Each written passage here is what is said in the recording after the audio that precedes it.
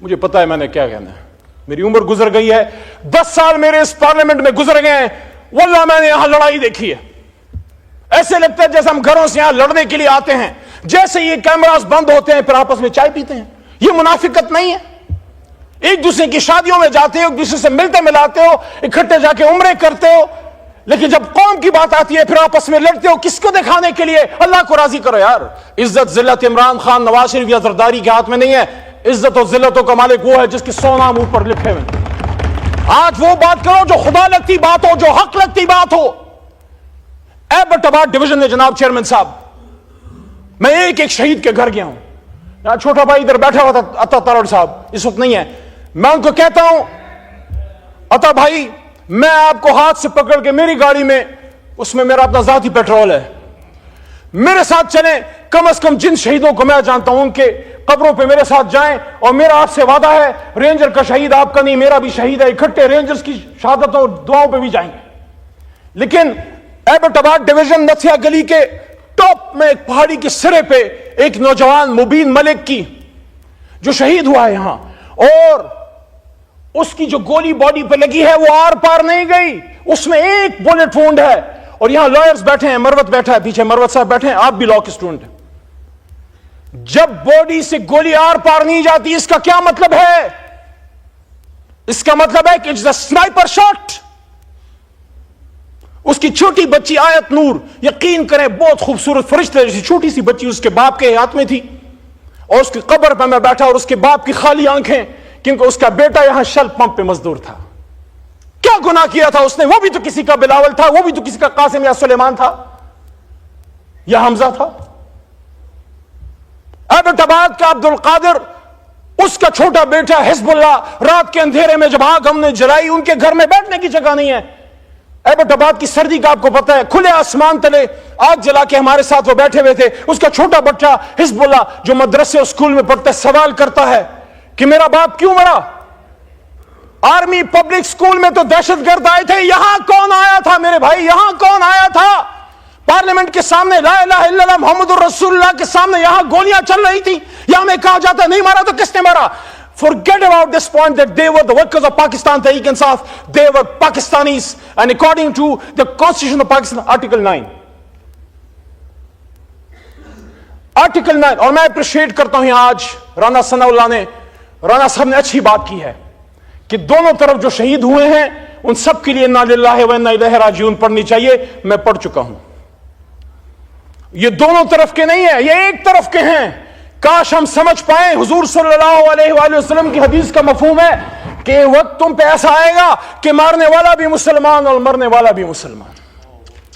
لیکن میرے بھائیوں, میرے پاکستانیوں, میرے چیئرمین صاحب, آپ خود ایک ایسے صوبے سے ہیں جو ہمیشہ مشکلات کا شکار رہی ہے, ایک ایسے شہر سے ہیں جہاں ہمیشہ خون کی ہولی کھیلی گئی ہے. مجھے جس چیز کا دکھ ہے بطور پاکستانی, آپ سب میرے بھائی ہیں, میرے کسی سے نفرت نہیں ہے.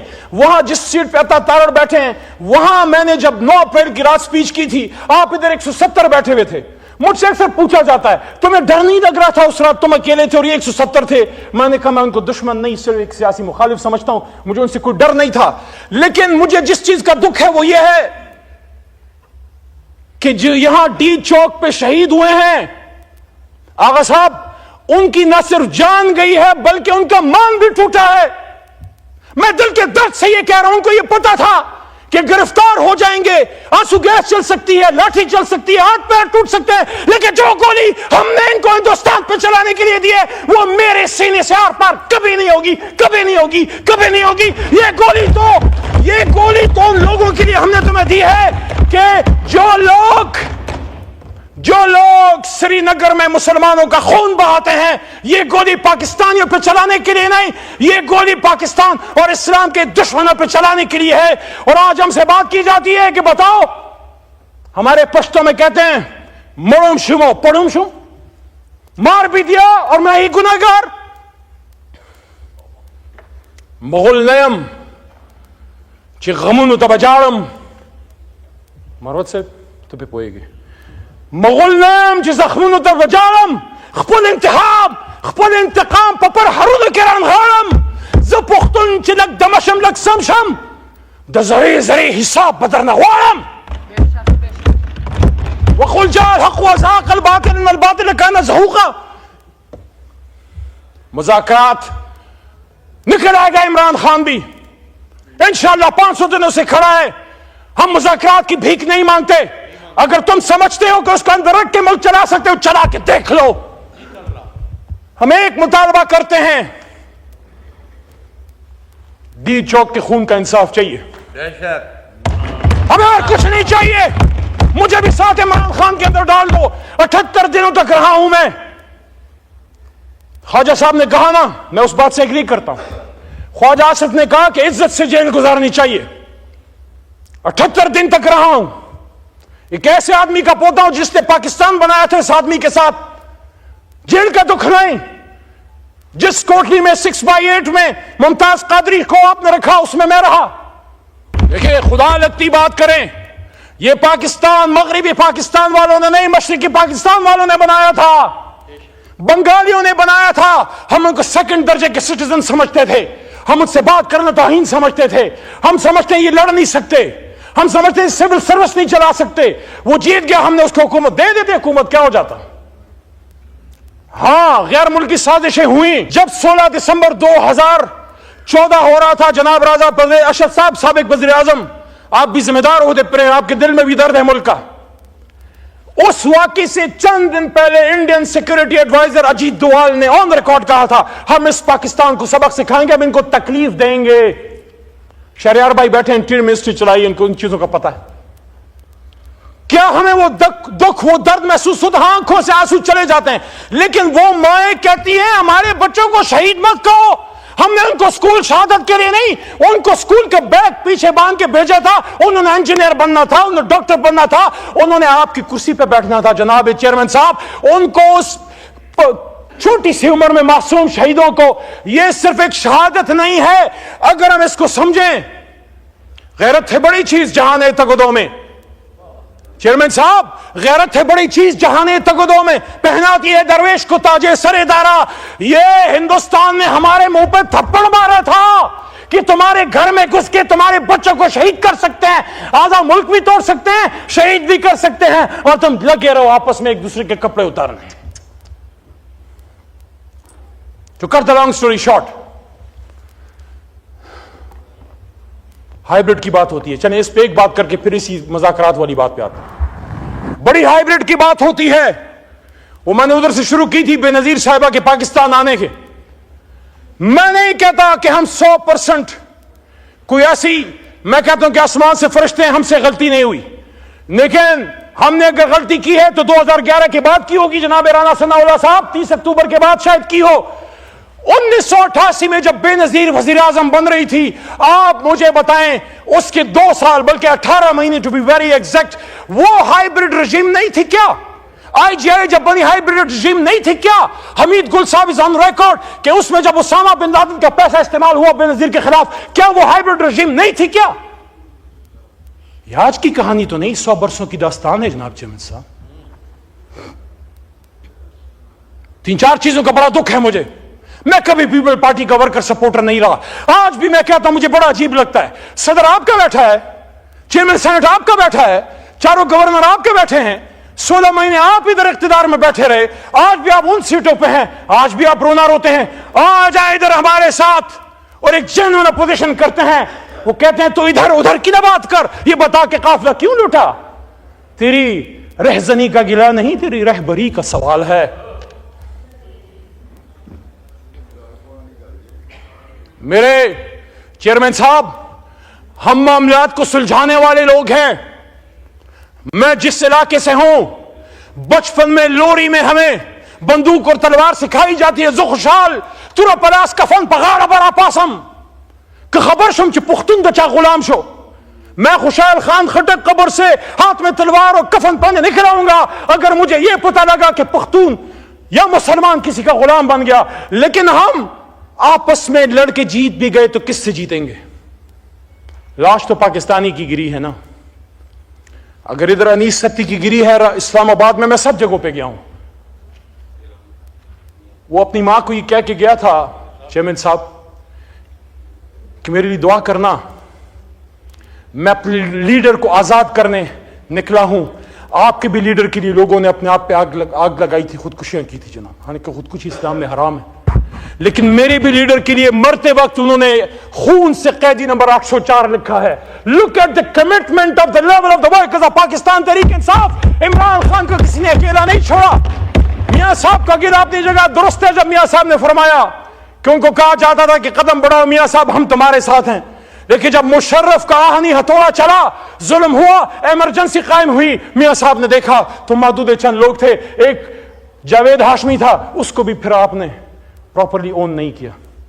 لیکن یہ کیا کریں, ہمارا بھی اسی طرح کا درد ہے. ایسا نہ ہو جو کھڑے تھے اس طرف کل کو پھر وہ پیچھے ہی کھڑے رہے اور جو نکل گئے تھے وہ پھر آگے بیٹھے ہوں. ہوتا ہے, سیاست میں ہوتا ہے حضور. لیکن واللہ ہم نے عمران خان کے لیے نہیں کیا, ہم نے اپنی کمٹمنٹ, اپنی غیرت, اپنی انا کے لیے کیا ہے کہ کل کو کوئی اسد قیصر کو, وہ جو آپ کی کرسی پہ بیٹھا ہوتا تھا سلجھو آدمی, آپ سے ہمیشہ بات کرتا تھا, ہماری جماعت سے گالی سنتا تھا, اس کو جب آپ نے اٹھا کے اپنے ہی میدان میں آپ نے جیل میں ڈالا تو اس نے صرف عمران خان کے لیے نہیں, اپنی خودی, اپنی انا, اپنی غیرت کے لیے کیا کہ کوئی اسد قیصر کو یہ نہ کہے کہ ثوابی کا بیٹا بک گیا یا ڈر گیا, کوئی شہریار خان افریدی کو یہ نہ کہے کہ کوہاٹ کا بیٹا ڈر گیا یا بک گیا, کوئی نثار جٹ کو یہ نہ کہے کہ پنجاب کا بیٹا ڈر گیا یا بک گیا. اور یہ کوئی مجھے نہ بتائے کہ پنجابی خدا نخواستہ بزدل حیا نکلتے نہیں ہیں. اس لیول کی فستائیت آپ پختونخوا میں کرو, یا ابھی کوئی نہیں نکلے گا. ہم نے تو سنا تھا کہ مائیں بہنیں سانجی ہوتی ہیں, یہ کیسی سانجی مائیں بہنیں ہیں؟ جب میری اور آپ کی ماں ریحانہ ڈار کے سر سے دوپٹہ چھینا گیا اور اس کو کھینچا گیا تو پھر سیال کوٹ کے ساتھ پورا پاکستان کیوں نہ رویا, اور آپ کیوں نہ روئے؟ آپ کی تو جماعت ہی خواتین کے حقوق پہ بنی ہے حضور.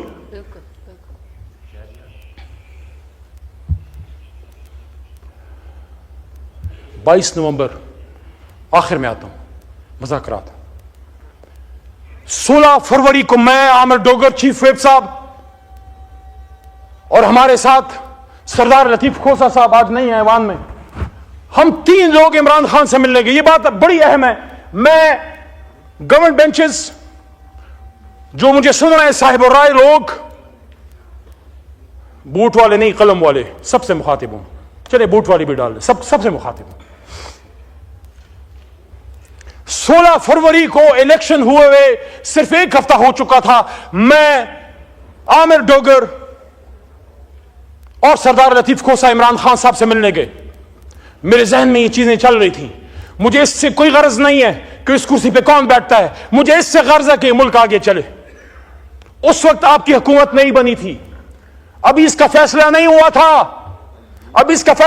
تھا, کہ کون بیٹھے گا. فارم 47 کی روشنائی ابھی کچی تھی, فارم 47 ابھی خشک نہیں ہوا تھا, اس پہ دوسرا رنگ چڑھنے کے قریب تھا.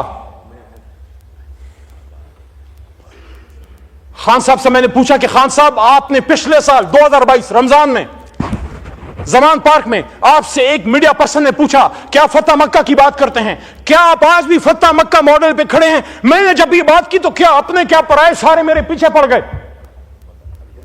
اور یار آپ مجھے عمران خان سے وفا مت سکھاؤ. آپ جب اور جماعتوں میں بیٹھ کے جی بھٹو کہتے تھے, یا جب میاں صاحب آوے کہتے تھے علی محمد عمران خان کے ساتھ, تب بھی کھڑا تھا, آج بھی کھڑا ہے اور انشاءاللہ بعد میں بھی کھڑا ہوگا. میں جو بات کرتا ہوں اس لیے کرتا ہوں کہ عمران خان نکلے, ملک آگے جائے. میں نے خان صاحب سے کہا آپ کھڑے ہیں؟ انہوں نے کہا ہاں. میں فتح مکہ ماڈل پہ کھڑا ہوں, اور فتح مکہ ماڈل کا کیا ہے کہ جیت کے بعد انتقام نہیں, عام معافی. لیکن اس کو عام معافی تو رسول اللہ صلی اللہ علیہ وسلم بھی نہیں دے سکتے تھے جس نے کسی کا خون بہایا. وہ تو قصاص کی بات ہے, وہ تو عدالت کی بات ہے, سیاسی انتقام نہیں. اور اس کے ساتھ ایک اور بات عمران خان صاحب نے کی, جو میں نے جب کی تو پھر مجھے میرے اپنے پڑ گئے, اور پھر آپ کے بھی یار لوگ پڑ گئے, اور وہ دوسرے بھی پڑ گئے, اور سارے پڑ گئے. خان صاحب نے کہا ٹروتھ اینڈ ریکنسیلیشن کمیشن. انہوں نے کہا کہ نیلسن منڈیلا نے ٹروتھ اینڈ ریکنسیلیشن کمیشن قائم کر کے اپنے ملک کو آگے لے گیا, بلکہ ان کے الفاظ to be exact quote and quote یہ تھے کہ ویسٹ نے, عمران خان صاحب نے کہا کہ ویسٹ نے ہمارے نبی پاک صلی اللہ علیہ وسلم کی تعلیمات کو اپنا کے فتح مکہ ماڈل کو لے کے ٹروتھ اینڈ ریکنسیلیشن کمیشن بنایا, اور دیکھو ویسٹ آج کہاں چلا گیا اور ہم کدھر کھڑے ہیں. میں نے 12 کی یہ بات کی الیکشن کمیشن کے بعد, دوستوں کو یاد ہوگا اگر ادھر کوئی ہیں, الیکشن کمیشن کے بعد میں نے کہا کہ خان صاحب کہتے ہیں کہ ہم ٹروتھ اینڈ ریکنسیلیشن کمیشن, تو ریکنسیلیشن پہ تو زور دیا کہ علی محمد کہتا ہے ریکنسیلیشن, میں نے ٹروتھ پہلے کی ہے, پہلے ٹروتھ دین ریکنسیلیشن. سچ بولنا پڑے گا. 2 منٹ اور. 22 نومبر, یہ فیکٹس آپ کے سامنے آنے چاہیے, پوری قوم سن رہی ہے. 22 نومبر کو ہمیں ہماری پولیٹیکل کمیٹی نے جناب عمران خان صاحب سے ملنے بھیجا. ہمیں نہیں ملنے دیا. میں تھا اس میں, چیئرمین گوہر تھے اس میں, سیکرٹری راجہ تھے ہمارے راجہ صاحب, اس میں ہمارے ساتھ رؤف حسن صاحب اور سردار لطیف کھوسا. ہمارا کام کیا تھا؟ ہم نے عمران خان صاحب کو یہ کہنا تھا کہ یہ جو احتجاج ہے اس کو آپ ملتوی نہ کریں, ختم نہ کریں, صرف آن ہولڈ کر لیں, اسلام آباد کی پریفری میں کہیں بٹھا دیں تاکہ گفتگو جو چل پڑی ہے وہ گفتگو کسی انجام تک پہنچ سکے. ہمیں ملنے نہیں دیا. اپنی منجی تلے ڈانگ پھیرے سیاسی لوگوں. کون ہے جو ہمیں لڑانا چاہتا ہے؟ کس کو پتا تھا کہ ہم کس لیے جا رہے ہیں؟ کون چاہتا تھا کہ ڈی چوک پہ خون بہے؟ ہم تو ساری لیڈرشپ عمران خان کو اس پہ کنونس کرنے گئی تھی کہ خان صاحب باہر بیٹھ جاتے ہیں فی الحال, اور موقع دے مذاکرات کو کہ شاید آپ نکل آئے, سیران نکل آئے اور مینڈیٹ کی واپسی کا کوئی سسٹم ہو.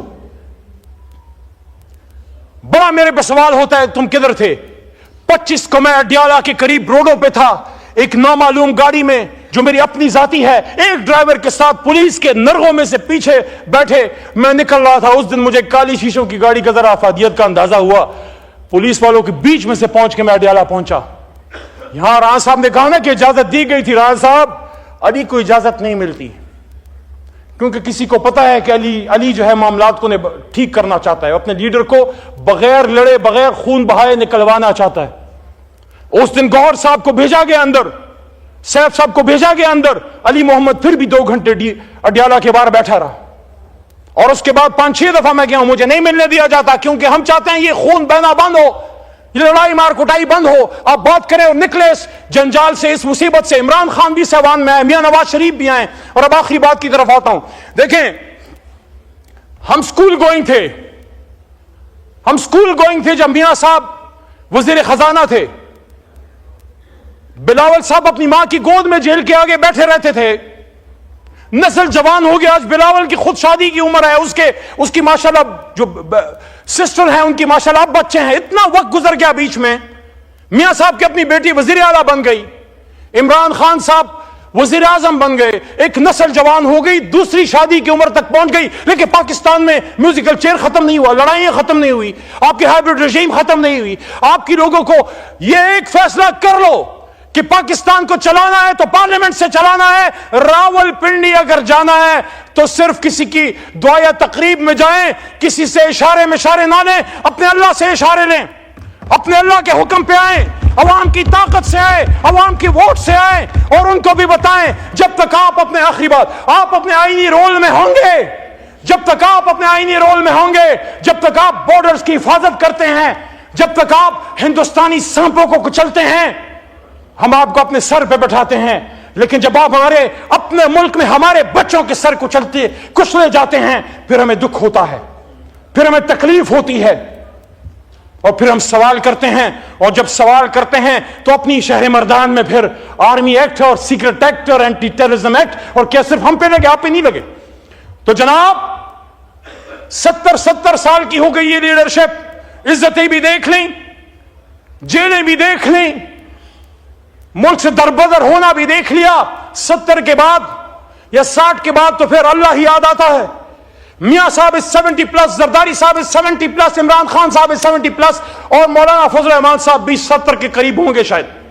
میری تجویز ہے, مجھے پتا ہے میری بات صدا بصہرا ہوگی, لیکن محبت گولیوں سے بو رہے ہو, وطن کا چہرہ خون سے دھو رہے ہو, گما تم کو کہ رستہ کٹ رہا ہے, یقین مجھ کو کہ منزل کھو رہے ہو. تینوں بڑے لیڈر آئیں, پارلیمنٹ میں بیٹھیں اور یہ فیصلہ کریں. مل کے حکومت نہیں بنائیں گے, یہ نہیں ہو سکتا. آگ اور پانی اکٹھے نہیں ہو سکتے. پیپلز پارٹی نون لیگ کا آپس میں ایک نظریاتی اختلاف رہا ہے, ہمارا آپ دونوں سے نظریاتی اختلاف رہا ہے, لیکن اس پہ تو اختلاف نہیں, اس پہ تو اختلاف نہیں, نہ قائد پہ اختلاف, نہ اس جھنڈے پہ اختلاف, نہ ان پہ اختلاف, نہ اللہ پہ اختلاف, نہ قرآن پہ اختلاف, اور نہ اس بات پہ اختلاف کہ لا الہ الا اللہ محمد رسول اللہ یا پاکستان کا مطلب کیا. تو پھر اس کا مطلب ہے اگر اس کے آگے کوئی اختلاف ہوگا تو پھر وہ انا کی جنگ ہوگی. پھر وہ ذاتی اختلاف ہوگا، جس طرح ہمارے پختونخوا کے غفار خان بابا فرمایا کرتے تھے کہ خدمت میں تو کوئی اختلاف نہیں، اختلاف تو خود غرضی سے پیدا ہوتا ہے۔ تو آپ آئیں، صرف 15-20 سیکنڈ آپ آئیں، عمران خان صاحب کو بھی باہر آنے دیں۔ میں اس کو جانتا ہوں، درویش ہے، مر جائے گا لیکن جھکے گا نہیں، اس کو مرنے نہ دیں۔ اثاثہ ہے ملک کا، لیاقت علی خان اثاثہ تھا، بھٹو صاحب اثاثہ تھے، بے نظیر شہید اثاثہ تھی، میاں صاحب بھی بڑے لیڈر ہیں، عمران خان صاحب ملک کے سب سے بڑے لیڈر ہیں۔ جج، جرنل، بیوروکریٹ، انجینئر، ڈاکٹر روز پیدا ہوتے ہیں، لیڈر سالوں میں پیدا ہوتا ہے۔ اس کو گولیاں تو مت مارو یار، اس کو گولیاں تو مت مارو یار، اس کو شہید تو مت کرو یار، اس سے قوم کو فائدہ لینے دو یار۔ عمران خان، میاں نواز شریف صاحب اور آصف علی زرداری صاحب کی رسپانسبلٹی بنتی ہے، اس ملک نے آپ کو بڑی عزت دی ہے، آپ کہیں نہیں۔ طاہر صاحب نہ پی ایم ہاؤس میں نہ صدر ہاؤس میں، آپ پارلیمنٹ ہاؤس میں آئیے، تینوں بڑے لیڈر بیٹھیں اور اس کے بعد اس کو وسیع کریں۔ میں پہلے تین کی بات کیوں کر رہا ہوں؟ میں اس لیے کر رہا ہوں کہ وہ جماعت جو ملک کو وزیر اعظم دے سکتی ہے وہ پہلے بیٹھے اور پھر اس کو پھیلائیں۔ اس میں مولانا صاحب کو، حافظ نعیم صاحب، حافظ نعیم صاحب کی بات کر رہا ہوں، حافظ نعیم صاحب، اور اس کے ساتھ ساتھ اس میں چکزئی صاحب، اس میں مینگل صاحب یہاں سے استعفیٰ دے کے گیا ہے، اس کو مناؤ یار، وہ پہاڑوں میں گیا ہے، ایک اکبر بگٹی کافی ہے پہاڑوں میں شہید ہونے کے لیے، بس کرو یار، اور شہادتیں نہیں چاہیے۔ بلوچستان کی پہاڑیوں میں اختر مینگل سے بھی بات کرو یار، اور یہاں ایم کیو ایم سے بھی بات کرو، کیونکہ مجھے آج بھی یاد ہے، اس وقت نہیں ہے فاروق بھائی، لیکن فاروق بھائی کے وہ شعر مجھے آج بھی یاد ہے، شاید آج میں نے بولنا بھی تھا کہ میرے لہو سے وضو، پھر وضو کے وضو، زبانے ڈرا ہوا ہوں تیری نواز سے میں، آؤ ادھر بیٹھو، اور پھر یہ شعر انشاءاللہ پورا ہوگا کہ امید ابھی کچھ باقی ہے۔ ایک بستی بسنے والی ہے جس بستی میں کوئی ظلم نہ ہو اور جینا بھی کوئی جرم نہ ہو۔